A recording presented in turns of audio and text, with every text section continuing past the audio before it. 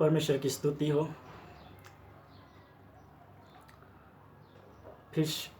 आज मैं फिर से परमेश्वर का धन्यवाद देना चाहूँगा आप लोगों के पास फिर से आने के लिए। इस सुंदर जो वक्त मुझे मिला है, मैं विश्वास करता हूँ आप सब लोग सुरक्षित, आशीषित और सही सलामत होंगे। मैं भी परमेश्वर की आशीष से सुरक्षित हूँ। सबसे पहले मैं धन्यवाद देना चाहूँगा परमेश्वर का, अभी तक हर परिस्थितियों के बीच में सुरक्षा करने के लिए, रक्षा करने के लिए। इस समय आइए हम वचन में नज़र डालें। आज की वचन का हम मनन करें। आज की जो टॉपिक है रेस्पॉन्सिबिलिटी, यानी जिम्मेदार। हम एक वचन को पढ़कर हम चालू करेंगे। आप लोगों के लिए मैं एक वचन को पढ़ूंगा। गिनती की किताब 16वां अध्याय 46 से लेकर 48 तक।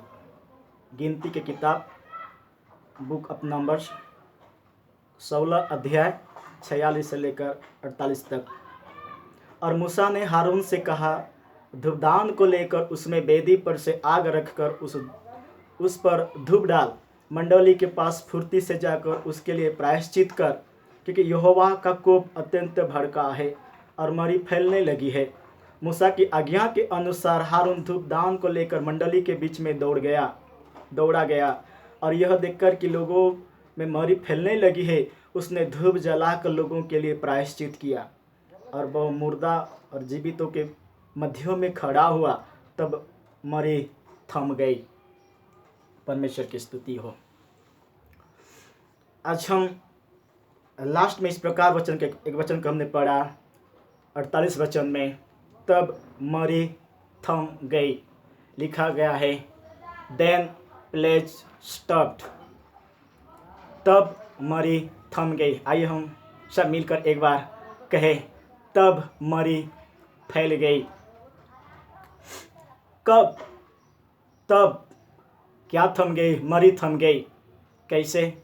आइए हम वचन में देखें कि किस प्रकार वो मरी उस दिन इजराइलियों के बीच में थम गई थी।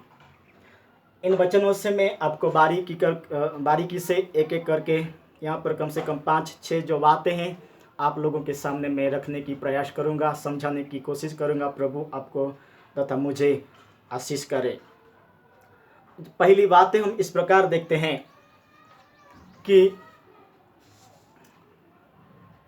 और मरी फैलने लगी। मूसा ने याजक हारून को कहा कि मरी फैलने लगी है। जो मरी इजराइलियों के बीच में थी, मरी पूरी इजराइलियों के बीच में फैलने लगी। एक के बाद दूसरे को, एक परिवार से दूसरे परिवार को, एक गोत्रों से दूसरे गोत्रों को, इस प्रकार पूरी इजराइल के मंडली में मरी फैलने लगी। कई लोग इस मरी से ग्रसित होने लगे और उस मरी के कारण कई लोग मरने लगे। आज हम अपने जो चार तरफ हम ऐसे बहुत से जो बातें जो हो रहा है आज हम देख रहे हैं।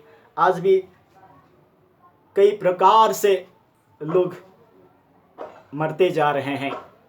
इस प्रकार दूसरी बात मैं आपसे कहना चाहूँगा, लिखा जाता है, मूसा कहते, फुर्ती से लोगों के बीच में चला जा। Hurry to the midst of the assembly. लिखा जाता है कि मूसा कहते हैं फुर्ती से लोगों के बीच में जाने, यानी फुर्ती से। आज हम देख सकते हैं हमारे अंदर जिम्मेदारी ना होने के कारण हम समय का अहमियत नहीं देते हैं, ध्यान नहीं देते हैं। शायद हम अपने जीवन में हमेशा ही आलसी के तरह रहे होंगे, अपने कामों में, अपने व्यक्तिगत जीवन में। अगर हम देखें आत्मिक क्षेत्र में, हम कलीसिया में आने में भी शायद हम समय का जिम्मेदार नहीं देते होंगे, जल्दी यानी फुर्ती से हम कुछ काम नहीं करते होंगे। अगर कहा जाता है प्रार्थना करने के लिए हम फुर्ती से या जल्दी से तुरंत हम प्रार्थना नहीं करते होंगे। हम अपने सारे कामों में हो या अपनी कलीसिया के अंदर हो, प्रार्थना करने में, वचन पढ़ने में, इन सारी चीज़ों में शायद अभी तक हम आलसी में ही रह रहे होंगे। आज हमारे पास अपेक्षा करने के लिए समय नहीं है। आज हमें समय का बर्बाद नहीं कर सकते। आज हमें अगर जल्दी यानी फुर्ती से अगर नहीं करेंगे तो ये बहुत ही लेट हो जाएंगे, बहुत देरी हो जाएंगे। बहुत ऐसे अगर हम लेट करेंगे तो बहुत ही दुनिया के लिए एक खतरा है, पूरी तरह से संपूर्ण रीति से ख़त्म हो जाएंगे। मूसा कहते हैं जल्दी फुर्ती से। तीसरी बात लिखा जाता है धूपदानी में आग रखकर धूप डाल। यहाँ पर लिखा जाता है कि हारून ने धूपदानी लिया और वेदी के पास जाकर जो अंगारे थी, अंगारे को डालकर उस पे उन्होंने धूप डाला। यहाँ पर तो इतना क्लियरली नहीं लिखा जाता है, मगर कहीं ना कहीं इस बात को हम इस प्रकार समझ सकते हैं कि हारून जो महायाजक वेदी के निकट गया। आज वेदी से हमारा क्या ताल्लुक़ रखता है, हमारा क्या संबंध रखता है, वेदी से हमें क्या सीख सकते हैं, वेदी से हमें क्या मिलता है। हम शुरू से हम बाइबल के अंदर देख सकते हैं कि वेदी का जिक्र कई बार बाइबल के अंदर लिखा गया। वेदी से आपका और मेरा नाता है, वेदी से आपका और मेरा संबंध जुड़ा हुआ है। शुरुआती के तो से हम देखते हैं, अगर हाबिल को देखें, कैन को देखें, उसी समय से लोग वेदी में आकर, या हम देखें नूह ने वेदी में आकर बलि को चढ़ाया। अगर हम अब्राहम को देखें, उन्होंने भी वेदी को बनाया। हम देखते हैं कि अभी जो इजराइल लोग ने भी लिखा जाता है कि उन्होंने वेदी यानी वेदी हमेशा ही से इजराइल लोग के बीच में बना रहा। आज वेदी हमें क्या सिखाती है कि वेदी यही सिखाती है कि हम परमेश्वर के निकट जाए, परमेश्वर की भवन के निकट जाए। वेदी हमें यही सिखाती है कि प्रार्थना, हम मध्यस्थी प्रार्थना को करें। आज शायद हम वेदी में यानी चर्च में जाने में हमें दिलचस्पी नहीं है, या हमें प्रार्थना करने में दिलचस्पी नहीं है। हम आलसी को महसूस कर रहे होंगे, हमें प्रार्थना करने में बिल्कुल भी मन नहीं लग रहा होगा, या हमें प्रार्थना नहीं आ रहा होगा, या हमें अभी तो किसी के लिए प्रार्थना नहीं किया होगा, या हम अपने व्यक्तिगत रूप में हमें कभी प्रार्थना को नहीं किया होगा। मगर आज हम प्रार्थना करना होगा, हमको प्रार्थना करना होगा। उस दिन उन्होंने वेदी के निकट गया और अंगार को लेकर उसमें आग को डाल रहा है। आज आप और मुझे वेदी के निकट जाना, अभी तक हमें कई बहानेबाजी किए होंगे वेदी के निकट जाने के लिए, प्रभु के निकट जाने के लिए, कलीसिया के निकट जाने के लिए, प्रार्थना करने के लिए। मगर ये जो समय है मेरे प्यारे लोग, यहाँ वहाँ भागने की समय नहीं है। आज आपको और मुझे वेदी के निकट, प्रभु के निकट, प्रभु के चरण के निकट, उसके उपस्थिति में आने की आवश्यकता है। जिस तरह परमेश्वर की दास हारून वेदी के निकट गया, आइए ये जो समय है हम प्रभु के वेदी के निकट जाए।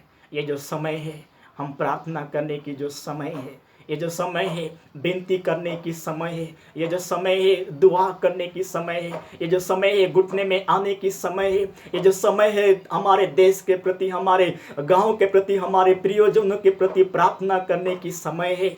हम वेदी को आज हमें ध्यान दें। एलिहा ने भी वेदी के निकट गया, उन्होंने भी वेदी को बनाया। आज हम वेदी को ध्यान दें। वो जो वेदी है वहाँ पर वेदी के द्वारा परमेश्वर ने लोगों से मिलाप किया, वेदी के द्वारा परमेश्वर ने लोगों से बातें किया, वेदी के द्वारा परमेश्वर ने अपने रिश्ते को मजबूत किया। आज आप और मैं उस वेदी के द्वारा परमेश्वर की महिमा को देख सकते हैं। आज वो वेदी के द्वारा प्रभु का आशीष को हम पा सकते हैं। आज वो वेदी के द्वारा हम परमेश्वर के साथ फिर से एक नाता को हम बना सकते हैं। दूसरी बात आप लोगों के सामने रखूंगा। लिखा जाता कि प्रायश्चित कर। मूसा हारून से कह रहा है कि लोगों के लिए प्रायश्चित कर। ये प्रायश्चित का मतलब क्या है? जब जब हम देखते हैं कि इजराइल लोगों ने पाप किया, जब जब इजराइल लोगों ने प्रभु को छोड़ा, जब जब इजराइली लोगों ने प्रभु के विरुद्ध में काम किया, गलत किया, खून खराबी किया, प्रभु के विरुद्ध में कुड़कुड़ाने लगे और इस प्रकार जब पाप करने लगे, तब तब उसी समय पर इजराइल लोगों ने अपने पापों से छुटकारा पाने के लिए, पापों से रक्षा पाने के लिए, पापों से अपने जीवन को धोने के लिए इजराइल लोग बलि को लेकर आते थे। भेड़ बकरी या जो मेमने हैं, उन सारे बलि को लेकर आते थे और जब प्रायश्चित किया जाता था तो वो लोग अपने पापों से छूट जाते थे, पापों से मुक्त यानी छुटकारा पाते थे। उनका ये विश्वास था, प्रभु ने कहा था कि इनके माध्यम से तुम अपने पापों से बच सकते हैं। आज हम देखते हैं मेरे प्यारे लोग, उस दिन भी इजराइल लोगों ने जब बुड़बुड़ाने लगे, इजराइल लोगों जब प्रभु के विरुद्ध में काम करने लगे, प्रभु के विरुद्ध में चलने लगे, अन्याय करने लगे, तब प्रभु की आवाज से मरी उनके बीच में फैलने लगी। तब मूसा समझ पाया कि ये कहीं ना कहीं हमारे किया हुआ अपराध है, हमारे किया हुआ अन्याय है, और इसलिए कह रहा है कि उनके लिए, इस मंडली के लिए प्रायश्चित कर। मैं आपसे एक बात को कहना चाहूँगा, आपसे आज प्रभु बातें कर रहा है। आज आइए हम अपने आप को, पापों को, अपने गलतियों को हम प्रायश्चित करें, प्रभु के निकट कहे, प्रभु मुझे माफ कर।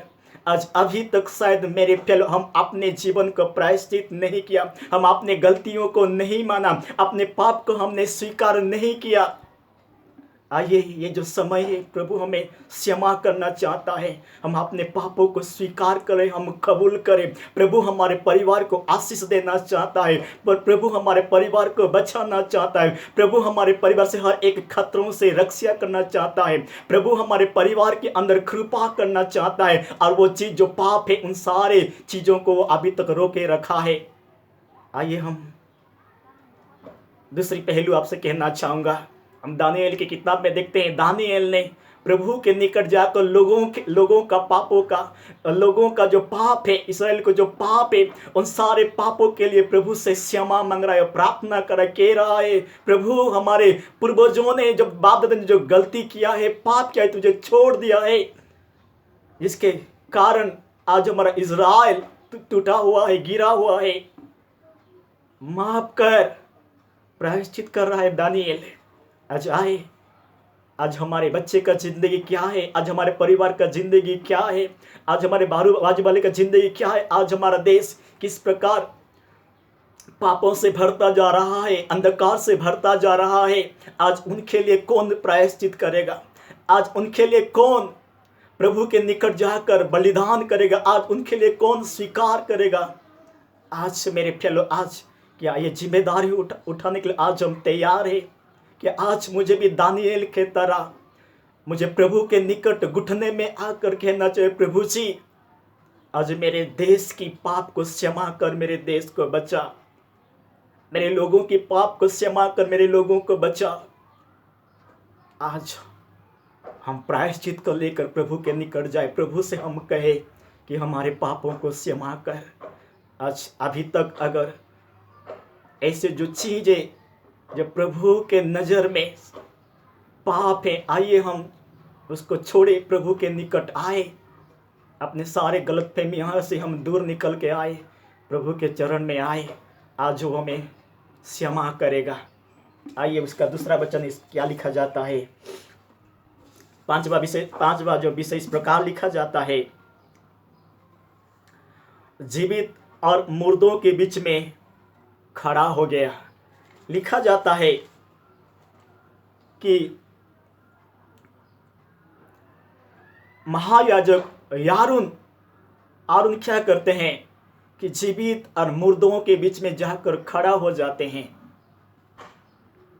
ये एक जिम्मेदारी को बताती है, और जिम्मेदारी हर कोई ले सकता है। जिम्मेदारी का मतलब ये नहीं बताती, ये मायने नहीं रखता है ये दिन है या रात है, धूप है या छाँव है, अच्छा या बुरा है, बढ़ोतरी है या घटती है इसका मायने नहीं रखता। मेरे प्यारे लोग, आज हम अभी तक लोगों के बीच में नहीं रहे होंगे, अभी तक हम साइड यानी बाजू में ही यानी अकेलेपन में ही रहने को सीखा होगा। किसी के प्रति अभी तक हमने प्रार्थना नहीं किया होगा।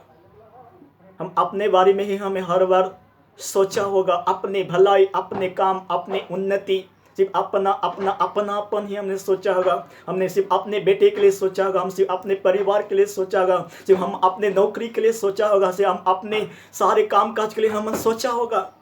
अभी तक हम किसी के लिए नहीं प्रार्थना किया होगा। आज हमने बहुत आशीष लिए होंगे, या हम पासवानों से या अन्य किसी विश्वासियों से हमने प्रार्थना करवा लिया होगा। अभी तक हम किसी के प्रति जिम्मेदार उठाकर प्रार्थना नहीं किया होगा, या हम अभी तक जिम्मेदार के साथ अपने व्यक्तिगत रूप में हमने प्रार्थना नहीं किया होगा। आज जो कोई इस वचन को सुन रहा है, प्रभु आपसे बातें कर रहा है और प्रभु आप सभी को एक जिम्मेदार दे रहा है। हम एक जिम्मेदार व्यक्ति है, हमें प्रभु एक जिम्मेदार के रूप में हमें देख रहा है। हाँ, मैं आपसे फिर ये बात को कहना चाहूँगा, आप एक जिम्मेदार व्यक्ति है। हाँ, प्रभु आपके कंधों में जिम्मेदार दिया है।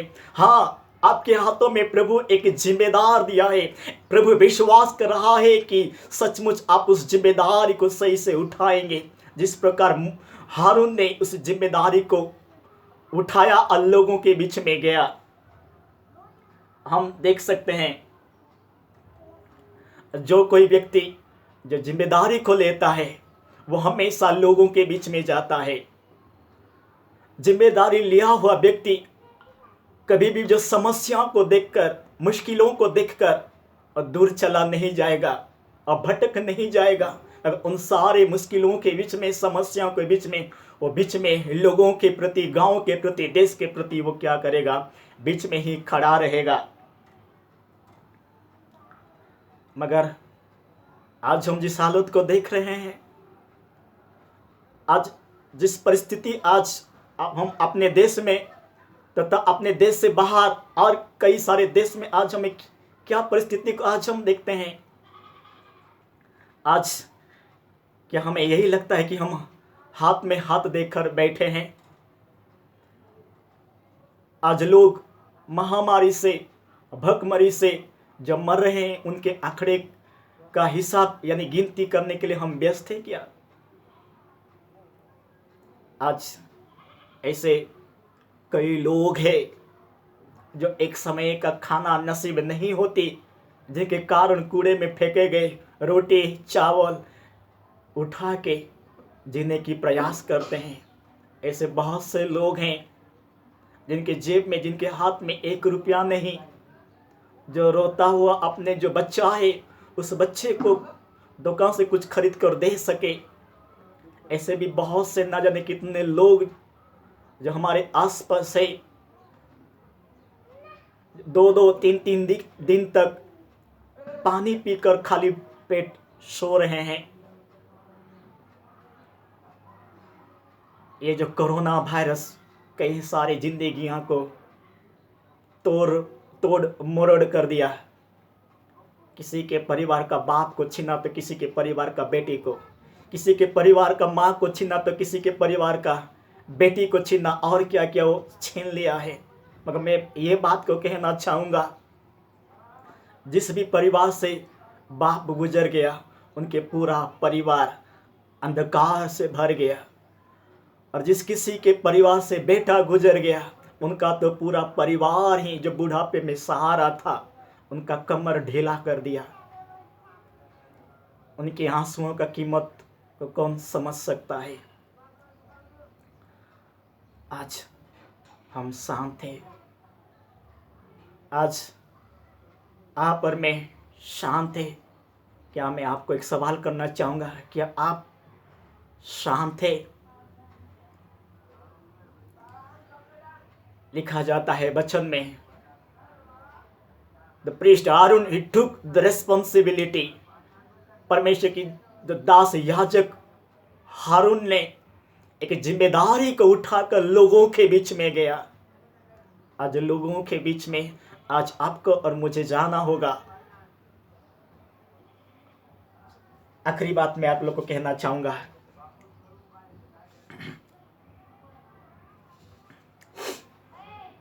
तब मरी थम गई, तब मरी थम गई। कब? तब हम देखते हैं कि मरी कब थम गई?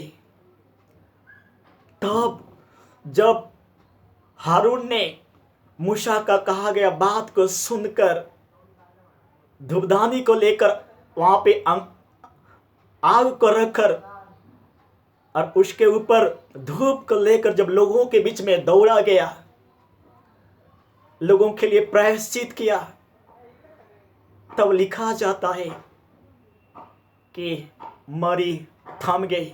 मैं आपसे एक बात को कहना चाहूंगा, ये जो समय है शांत बैठकर देखने की समय नहीं है। ये जो समय है कि कहां पर इतना लोग गुजर चुके, कहां पर क्या हो रहा है, उस बात को लेकर आर्गुमेंट करने की समय नहीं है मेरे प्यारे। समय बीतता जा रहा है, समय हमारे हाथ से खिसकता जा रहा है। हम देखते हैं कि एस्तर की किताब उसका 4 अध्याय का 4 वचन में इस प्रकार लिखा जाता है। मर्दकै कहते हैं, अगर इस समय तू अगर चुपचाप रहेगी तो और किसी ना किसी उपाय से यहूदियों को इन संकट से प्रभु उद्धार करेगा। मेरे प्यारे, अगर आज आप भी अगर इन हालत को देखकर चुपचाप रहेंगे, प्रभु सिर्फ आपके ऊपर नहीं है, मगर जो एक भी बंदा, एक भी व्यक्ति अगर कहीं कोने कपड़े में बैठा हुआ, जिस दुनिया के लिए, इस लोगों के लिए जो आज लोग मर रहे हैं, आज लोग के आंखों में आंसू हैं, लोग आज व्यस्त भरी डर भरी जो जिंदगी जी रहे, उनके लिए अगर एक भी अगर कोई ऐसा व्यक्ति है जो जिम्मेदार उठाकर उनके लिए लोगों के बीच में जाकर घुटने टेक कर प्रार्थना कर रहा है, आज ये जो समय है शांत रहने की समय नहीं है। आज आप और मैं अगर जिम्मेदार को उठाकर प्रभु के लिए खड़ा हो जाएंगे, मध्यस्थी प्रार्थना करेंगे, इस मध्यस्थी प्रार्थना, इसी जिम्मेदारी को देखकर परमेश्वर जो मरी जो फैली हुई है, जो हालत जो आज हमारा देश तथा बाहर इसमें जो हालत जो बदतर से बदतर बनता जा रहा है, हाथों से खिसकता जा रहा है, प्रभु आपका और मेरा जिम्मेदार को देखकर उस मरीज को डांटेगा। क्योंकि वचन में हम देखते हैं, मत्ती के पुस्तक 8 अध्याय का 26 में लिखा जाता है कि जब यीशु मसीह और उसके 12 चेले जब नाव पे बैठे हुए थे और जब जाते समय पर लिखा जाता है कि एक बहुत बड़ी आंधी उनके विरुद्ध में आने लगी, उनके नाव को नुकसान करने के लिए, उनके जीवन को बर्बाद करने के लिए। मगर जब यीशु मसीह खड़ा होकर उस तूफान को, उस आंधी को डांटा, तो आंधी, लिखा जाता है कि आंधी थम गई। आज भी आप और मैं अगर बीच में खड़ा हो जाएंगे, जिम्मेदारी उठाएंगे, आज भी हमारा परमेश्वर उस आंधी और तूफान को डांटेगा। आज प्रभु हमसे दूर नहीं है, प्रभु हमारे साथ है। आइए मेरे प्यारे, हम अपने जिम्मेदार को उठाए। तब लिखा जाता है, आखिरी वचन इस प्रकार कहा जाकर 48 में कि तब मरी थम गई। कब? तब जब हारून महायाजक लोगों के बीच में जाकर प्रायश्चित कर रहा है, विनती कर रहा है, उन लोगों के बीच में जाकर मत लिखा जाता है कि खड़ा हुआ। आज आप और मैं कहां खड़ा होना है? प्रभु के लिए लोगों के बीच में खड़ा होना है, प्रार्थना करने के लिए, विनती करने के लिए, उपवास के साथ लोगों का पाप को स्वीकार करने के लिए। आज आपको और मुझे जिम्मेदारी के रूप में देख रहा है कि आप और मैं लोगों के बीच में जाकर खड़ा हो जाए। लिखा जाता है कि मुर्दों और जीवितों के बीच में खड़ा हुआ। ये मुर्दों और जीवित की बात क्या लिखा जाता है? आज मेरे पहले जो लोग प्रभु को नहीं जानते हैं, वो एक मुर्दों की तरह जिंदगी जी रहे हैं। उनके पास ईश्वर नहीं है, उनके पास परमेश्वर नहीं है। आज उनके लिए कौन खड़ा होगा? उनके लिए कौन दुआ करेगा? उनके लिए कौन धूप चढ़ाएगा? उनके लिए वेदी पर कौन जाएगा? उनके लिए कौन मध्यस्थी प्रार्थना करेगा? उस दिन हारून लोगों के बीच में दौड़ा गया और बीच में खड़ा हो गया प्रायश्चित करने के लिए। लिखा जाता है तब मरी थम गई। कहिए मेरे साथ, तब मरी थम गई। कब? तब कब? जब हारून महायाजक जिम्मेदार को उठाकर लोगों के बीच में खड़ा हुआ। लिखा जाता है कि तब मरी थम गई। तब मेरे पहले आज जो मरी आज पूरी दुनिया में फैलता जा रहा है। आज हमारे भारत देश में जिस आंकड़ा जो दिन प्रतिदिन रोज जो बढ़ता जा रहा है, आज हमारे जो परिस्थिति को देखते हैं, वो परिस्थिति के साथ आज हम लड़ नहीं पा रहे हैं। मगर आज आप और मैं अगर प्रभु के निकट आकर अगर हम मध्यस्थी प्रार्थना करेंगे, जिम्मेदारी को उठाएंगे, आपका और मेरा प्रार्थना को देखकर लिखा जाए तब मरी थम गई। आज मरी थम जाएगी, आज भी मरी थम जाएगी। प्रभु ने उस दिन भी अगर जो हारून का क्या हुआ, जो याजक का जो काम है, जो मध्यस्थता जो काम है, जो रिस्पॉन्सिबिलिटी यानी जो जिम्मेदारी को उठाया, जो बीच में आकर जब धूप चढ़ाने की अगर देखा और मरी को परमेश्वर ने बंद कर दिया। आज भी वो मरी आज कितने भी तेजी से क्यों ना फैल रहा हो, आज भी वो मरी पूरी तरह से क्या थम जाएगी। हालेलुया। लिखा जाता है कि whenever the people of God, जब कभी भी अगर परमेश्वर की लोग, वो चाहे कोई भी, वो चाहे भविष्यवक्ता हो, वो चाहे प्रेरित हो, चाहे वो टीचर हो, चाहे वो कलीसिया के पासवान हो, चाहे वो कलीसिया के लीडर्स हो, चाहे विश्वासी हो, आज वो अगर जिम्मेदारी को उठा तो लोगों के लिए प्रार्थना करना चालू करेगा, लोगों के बीच में लोगों के लिए दुआ करेगा, लोगों के लिए विनती करेगा, आज प्रभु इस महामारी को निकाल देगा। मरी थम जाएगी। मरी क्या हो जाएगी? थम जाएगी। हाँ, मरी थम जाएगी। आज फिर से एक सवाल करना चाहूँगा, आज हम में से आज कितने लोग हैं कि सच में मुझे एक जिम्मेदारी को लेना है, मुझे जिम्मेदारी को उठाना है मेरे देश को बचाने के लिए, मेरे देश की रक्षा के लिए। तब उस दिन लिखा जाता है कि एस्तर रानी ने जिम्मेदारी को उठाया, उपवास के साथ प्रभु के निकट अपने समय को बिताया। आज आप और मैं अगर इस प्रकार एक जिम्मेदारी को लेकर लोगों के लिए हम दुआ करेंगे, लोगों के लिए अगर हम विनती करेंगे, लोगों के लिए अगर हम प्रार्थना करेंगे, उपवास रखेंगे, आपका और मेरा प्रार्थना को देखकर, आपका और मेरा विनती को देखकर, आपका और मेरा उपवास को देखकर प्रभु जो मरी जो फैल रही है वो बंद कर देंगे, यानी मरी थम जाएगी। हालेलुया। आप विश्वास करते हैं क्या? आप ये यकीन करते हैं क्या? अगर मैं जिम्मेदारी को लेकर अगर मैं प्रार्थना करूंगा तो मरी थम जाएगी? क्या अगर मैं प्रार्थना करूंगा, अगर क्या मैं विनती करूंगा, क्या मैं उपवास रखूंगा तो क्या मरी थम जाएगी? हाँ, आज आपको, हम सभी को एक जिम्मेदार के साथ अगर हम प्रार्थना करेंगे तो आज मरी थम जाएगी। हालेलुया। God bless you. आमीन।